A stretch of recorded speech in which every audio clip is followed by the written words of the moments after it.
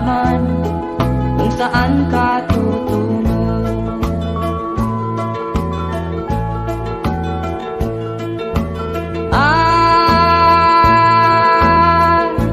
Kung nakamit mo na ang pangarap,